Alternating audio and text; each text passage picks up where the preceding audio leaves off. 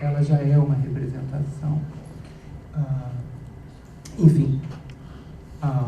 Agora, isso não significa que a personagem seja esvaziada de sentido, muito pelo contrário, esses sentidos que a Ofélia vai recebendo e os quais ela vai sendo revestida são sentidos que vão, evidentemente, cristalizando o momento cultural, o zeitgeist em que ela é recebida como obra de arte, né? Seja no palco, seja na pintura, seja no jogo de lençol, seja na canequinha que vende lá no Souvenir de Stratford. Quer dizer, uma Ofélia, se nós pegarmos os romances Ofélia, os norte-americanos eles têm uma mania muito grande de fazer aquilo que a crítica chama de Shakespeare novels, né? Transformar peças shakespearianas em romances, em ficção, em prosa ficcional.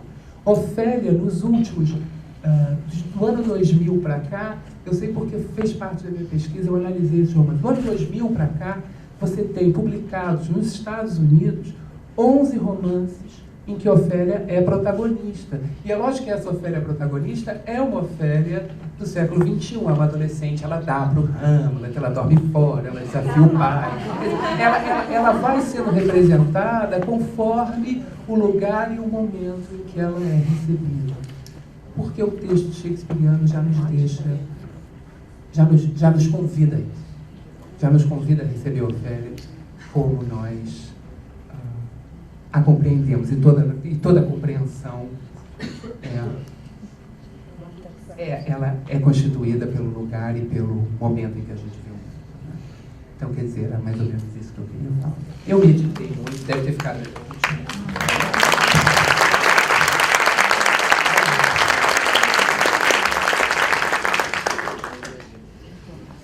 bom. Eu não vou falar com esse aqui, que eu me sinto mais à vontade. Está funcionando? Bom, eu acho assim, talvez para vocês não faça muito sentido, e você tocou nisso, né?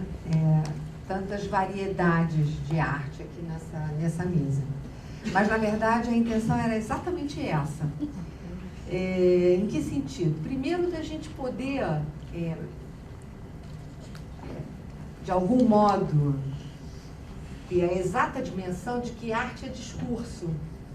Cada modalidade de arte tem um modo de discurso, né? Porque interessa a gente poder articular o discurso sem palavras, que é um pouco o que se passa na produção de vocês como artistas, para além do plástico, que hoje a gente não coloca mais como artes plásticas, não é mesmo? E essa nova modalidade de comparecimento da literatura, né? Que é um outro discurso. Então, eu queria que vocês pudessem falar um pouco, e depois a gente passa para o público, né? Sobre o modo como vocês veem, vocês já falaram um pouco logo no início, o modo como vocês veem, cada um, essa modalidade discursiva nas artes, que lhes toca. Eu gostaria que vocês pudessem falar um pouquinho, e depois a gente passa para o público.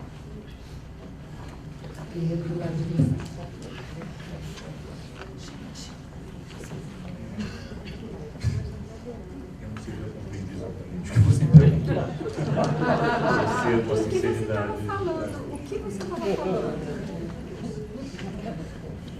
Um certo descontentamento que vocês estavam falando sobre, digamos assim, um modo de apresentação da arte, né, para vocês nesse momento. Enfim, eu tenho um certo pudor em me estender nisso, porque eu acho que eu tento ser um pouco moralista no julgamento, né? E é muito chato você ficar dizendo eu penso assim, isso é assado e não me interessa, né? Com uma certa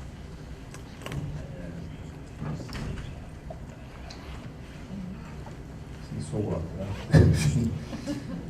Mas enfim, eu vou me repetir, quer dizer, eu vou dizer assim, do ângulo que eu olho um mundo, que me interessa, que me mobiliza, me interessa a erupção de algo inesperado, que não necessariamente articulação com o tempo, o lugar. Né? Assim, para dar um exemplo, por que uma obra de arte de um outro momento histórico, né, que eu certamente vou compreender, ou vou me relacionar com um viés estranho, né?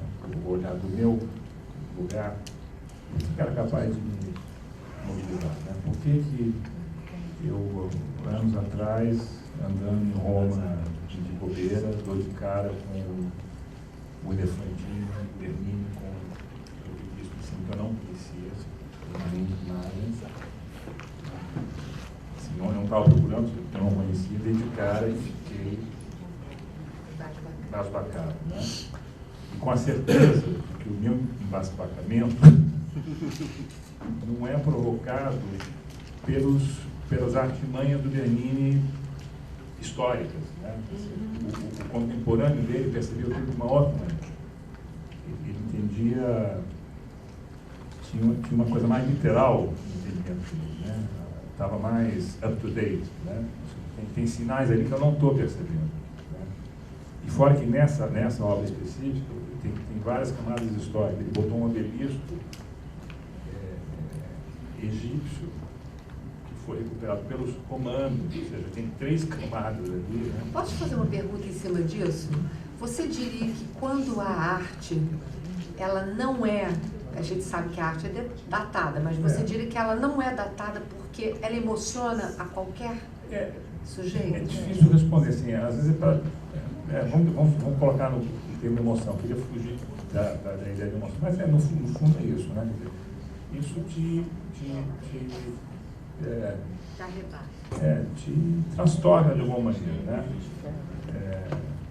E talvez, assim, só para finalizar, o meu mal-estar é que frequentemente eu sou mais arrebatado por alguma coisa fora do meu momento histórico do que pelos meus contemporâneos, né? Pelos meus contemporâneos eu consigo ter uma... Eu não sei explicar. Eu acho que o defeito é meu. Acho que eu estou com um problema.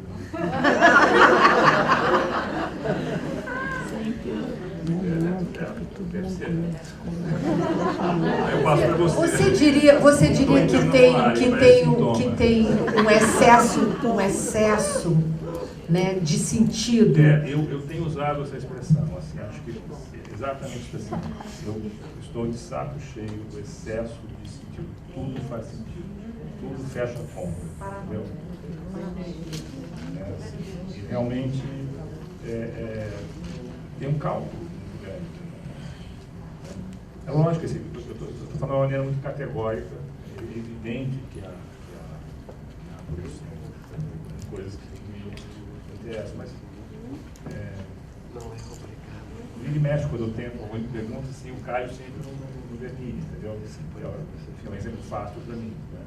Eu lembro do momento que aquilo mexeu e vai misturar com outras coisas que não tem nada a ver com a arte, o fato de ser italiano, enfim, é outra história.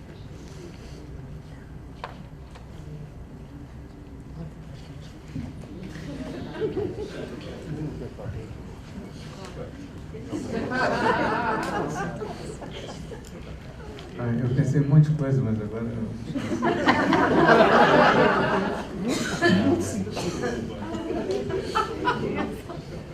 para fazer algum sentido para todo mundo aqui, não ficar uma coisa meio assim, né? Mas eu não sei, uma das coisas que eu pensei é que nós usamos estruturas, né, para entender as coisas. E a cultura, constituída de estruturas, desde o período da arte na Europa, você tem as coisas classificadas, né? A pintura, a escultura, e hoje a gente mantém ainda essas classificações, né? Se usa, eu sou pintor, eu não uso um pincel com tinta direto numa superfície há mais de 20 anos. O mesmo comigo, né? Ele é escultor, mas eu tenho certeza que eu faço escultura. Isso é bacana. Fala mais alto porque você falou de não, digo assim, Tem essas etiquetas, como o Daniel está falando, né? A etiqueta dele é pintor, a minha é escultor, mas eu não tenho certeza se aquele escultor. Aliás, uma expressão italiana que eu não posso dizer porque é um pouco obscena, enfim, não estou nem aí. Não sei se... Mas, assim, pela complexidade das coisas, se você usa uma estrutura para tratar daquilo, ainda por cima, se essa estrutura está comprometida com questões daquele momento, apenas os caras geniais vão conseguir fazer alguma coisa que dure. E eu acho que sempre assim, né? Os caras que transcendem essas linguagens, essas estruturas, né? E... A gente pode dizer que há uma banalização do discurso, uma dificuldade aí, isso toca um pouco também a literatura e a fotografia e todas as artes.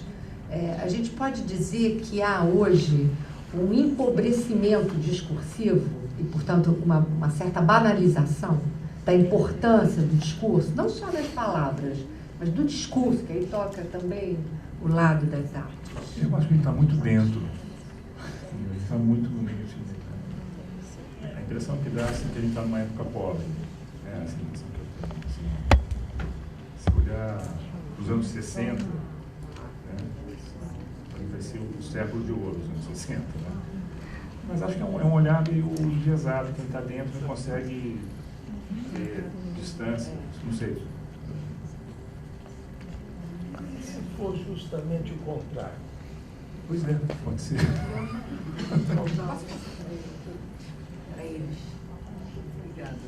Eu não sei se eu entendi muito bem.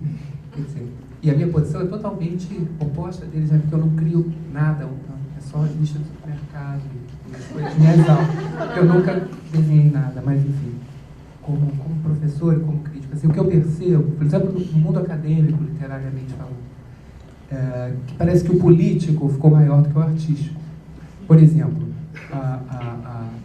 você pega, na minha área, né, as letras anglófonas, dentro da literatura britânica e norte-americana, descobre-se um romance escrito lá no virado do século XVIII, XIX, por uma mulher. Aí, porque ele foi escrito por uma mulher, ele ganha um volume dentro da academia e da crítica, mas ele é uma porcaria apoteótica. Artisticamente, não tem valor algum, nem que todo mundo acha chatérrimo. Aquilo vira apenas objeto de combate ideológico e político. Né? Descobriram um panfleto que um escravo americano escreveu antes da abolição da escravatura nos Estados Unidos. Aí aquilo ganha um vulto dentro da crítica literária equivalente ao James Joyce. Mas artisticamente não tem o valor, a obra é ruim. Então, quer dizer, a crítica literária deixa de se tornar literária para ser um palco de embate ideológico, político. Eu não acompanho, não sei se as outras artes passam por isso. Mas dentro do... É a mesma coisa. É um pouco disso que eu estava falando. Eu li assim, por isso que eu fiz parece que é maior, né? Enquanto que não... Eu costumo brincar que artista plástico hoje tem, como chama, currículo Lattes. Não brincar não, tem. É o quê? Eu acho patético. Acho um absurdo. Porque são coisas totalmente distintas. Mas enfim, vai entrar num outro campo, né? Educação de arte. Isso é muito importante hoje, porque você disse que a arte está respondendo demais ao mundo, assim, né? Eu achei isso muito... É um pouco, é parecido com o que ele acabou de falar, pois né? Assim, de que... É em tudo, você acha em tudo?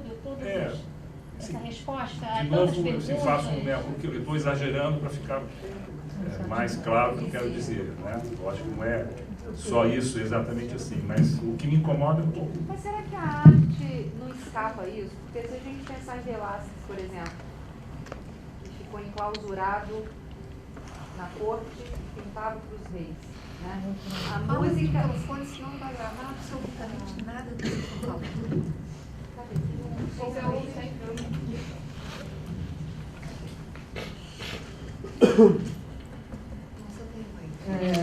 Se de alguma maneira, né, não vai haver sempre essa tensão entre o que é a demanda do mundo num dado momento e a posição do artista. Como em Velázquez, agora veja bem, Velázquez não é arte, Velázquez é um gênio. Pois é, Caso à parte. pois é. Quando a gente teve uma exposição há anos atrás, chama Tesouros da Espanha, né, no Museu das Belas Artes. Eu estava vendo essa exposição, assim, meio burocraticamente. De repente, uma tela pequena, assim, eu lembro que eu percebi, ela veio de lado, assim, me chamou a atenção, e era uma outra história. Era um pequeno Velázquez, acho que era o único que tinha ali. Era milhares de vezes melhor do que grandes pintores que estavam ali, né? Então, assim, Daniel que chegou a fazer uma referência ao gênio, né? Assim, tem essa coisa, da coisa que escapa, que é o ponto fora da curva. Mas é, então, né? se não vai haver sempre isso, porque essa demanda sempre vai haver, né, do sim. mundo, enfim. Mas... E as datas na arte também tem a ver com isso, né? Um certo discurso domina. Se você pega a arte medieval, né, ela tem a ver com um discurso que ela vai encarnar alguma coisa que circula do seu tempo. Né? Mas se algo na arte sempre, apesar dessas demandas, das datas, não escapa, se a arte, mas justamente é o que escapa tudo isso. É por isso que eu estava dizendo que talvez a gente não tenha distância para perceber isso, porque do ponto que eu olho, eu só vejo a marola, entendeu? Eu só vejo, não dá para perceber o excepcional, né?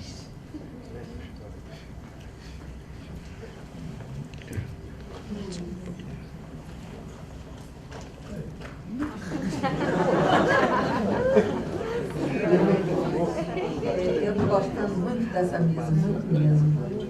E eu quero fazer meu comentário a partir de uma coisa que eu captei, é possível que seja minha, porque na verdade nem tenho querido isso, um certo desconforto. É como se eu percebesse, assim, mais até no Ângelo, um certo mal-estar, né, na hora de dar um depoimento e de falar. Isso me tocou muito, né, porque é um mal-estar que eu sinto muito, né, por exemplo. Vou dizer, visitar uma Bienal, às vezes eu sou tomada de mal-estar, né? Mal-estar de espanto, de surpresa, me recrimino, me questiono se eu estou sendo reacionária, o que é que está acontecendo, uma coisa ou outra me entusiasma, mas tem esse sentimento, assim, que foi muito bem colocado quando a Ângela falou assim, eu acho que está havendo sentido demais em tudo. E se está havendo sentido demais em tudo, é porque não está havendo sentido. O sentido desaparece. Precisaria pelo menos uma coisa sem fazer sentido, para que o sentido pudesse existir. Então, eu agradeço o mal-estar de vocês dois, porque eu me senti confortável. Pode ser até que vocês não estejam com mal-estar, mas eu fiz a leitura.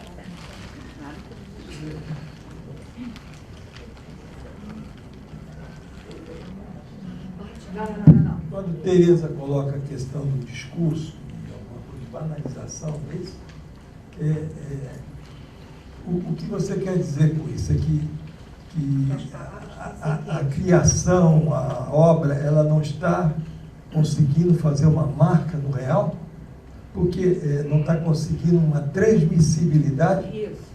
Porque quando você questiona a questão dos anos 60 e a atualidade, que eu disse, talvez seja o oposto, eu tenho observado um movimento de algo inaugural. Eu, por exemplo, até postei no Facebook. Eu e Tereza, fomos visitar o Centro Cultural Banco do Brasil para ver dali. E porra nenhuma. A gente acabou vendo uma coisa que eu considero magistral, que foi uma exposição do Milton Machado. Não é? Exposição do Milton Machado. Quer dizer, então, o que eu observo é que nesse intervalar que você falava da criação, fundamentalmente no Brasil, tem pintado coisa nova. Tem pintado coisa que está fazendo marca no real, em termos de uma eternização de tempo, de transmissibilidade, de algo diferente, distinto, singular. Foi interessante. Eu fui para ver dali e vi. Eu não achava.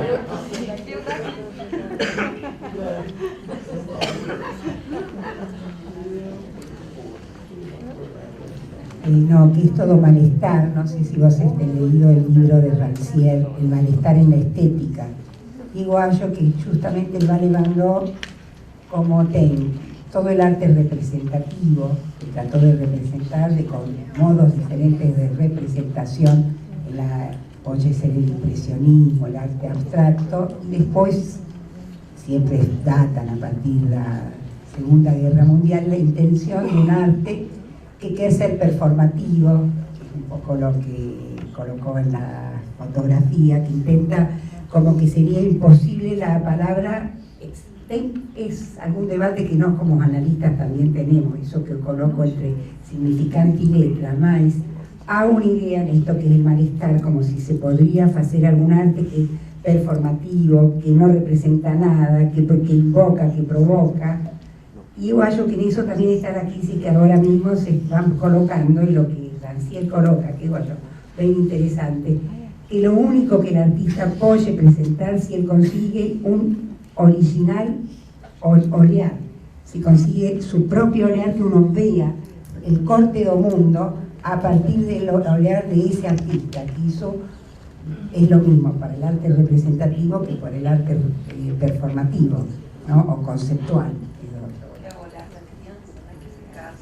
Mas eu quero retornar para a questão da literatura. Eu gostaria que o Leonardo pudesse falar um pouquinho mais sobre isso, como você vê hoje, né, a literatura, a relação com a palavra.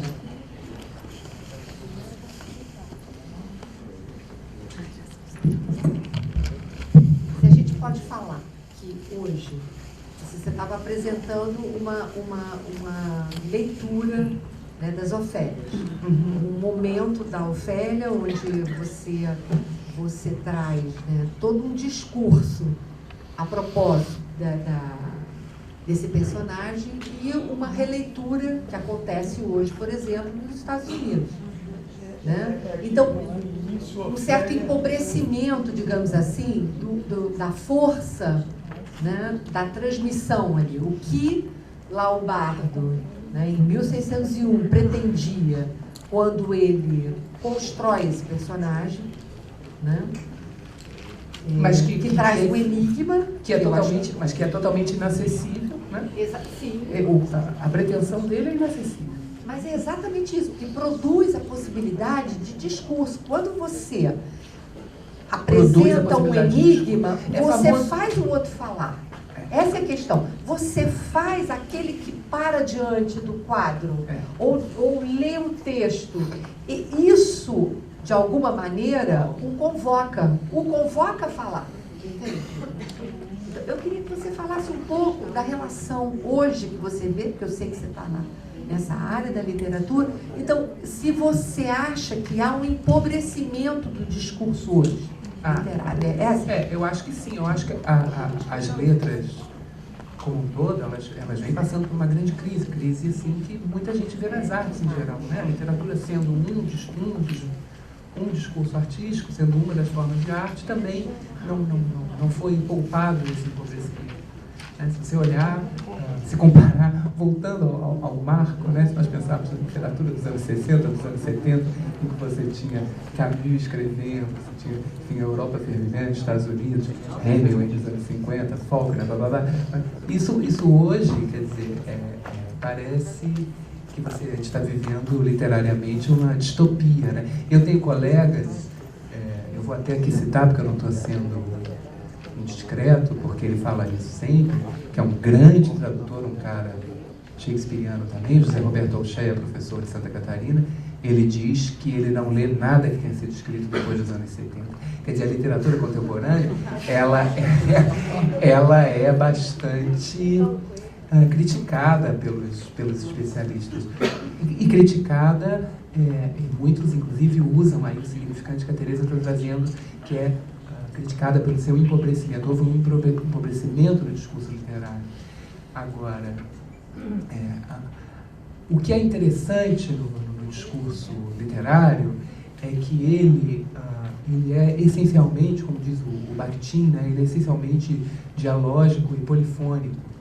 Quer dizer, ele sempre traz incontáveis vozes outras de outros discursos, O discurso literário ele sempre se faz por uma trama de outros discursos, de outras leituras, aquilo que a Kristeva chamava da intertextualidade, que o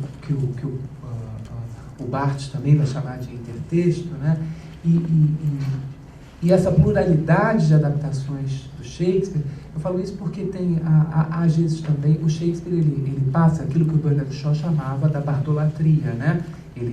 Existe a bardolatria, a idolatria da figura do bardo e do texto shakespeariano como um texto sagrado. Então você pega assim, adaptações do Shakespeare, adaptações para outros meios culturais e artísticos, como a pintura, como a fotografia, e aqueles muito fundamentalistas olham isso com aversão. Ah, mas transformaram o Shakespeare em mangá, fizeram um graphic novel Hamlet, como se aquilo se tivesse jogado o texto, o Alcorão na frente do muçulmano numa lama, né?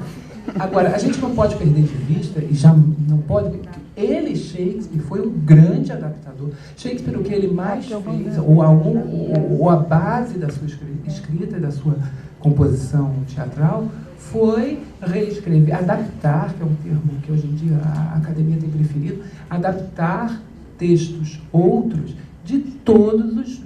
não só textos dramaturgicos, o discurso historiográfico ao qual ele teve acesso, dos historiadores latinos, dos historiadores contemporâneos a ele, ingleses, os historiadores Tudor, o Holinshed, Ovídio, Plauto, Terêncio, Sêneca, os latinos, todos. O discurso literário, Teresa, eu acho que ele é sempre dialógico. O que eu acho que esse diálogo ele tá mais para teatro do absurdo do que para a tragédia shakespeariana. Ele não está, a comunicação, ela perdeu a sua possibilidade. Esse diálogo entre textos na literatura, ele chegou a estar numa grande crise. Os autores contemporâneos não estão sabendo dialogar, né? Não estão, e aí, ao não saber ou não ter a habilidade para dialogar, tudo vira um tributo também. Parece que é um tributo ao passado, que é uma coisa bastante da estética pós-moderna como um todo, né? Olha o passado, parece que está pagando tributo. Mas eu acho que a verdadeira fricção criativa não vem do pagar tributo, mas de uma composição mais de mosaico do que de pedestal. Não sei. Gente, é lamentável, a gente tem que interromper, mas infelizmente a gente precisa passar, né, para a peça, por conta até do horário aqui no museu. É lamentável interromper uma mesa tão rica. Agradeço a todos os integrantes, peço desculpa pela interrupção, mas infelizmente a gente tem um horário aí no museu. Tá? Muito obrigado.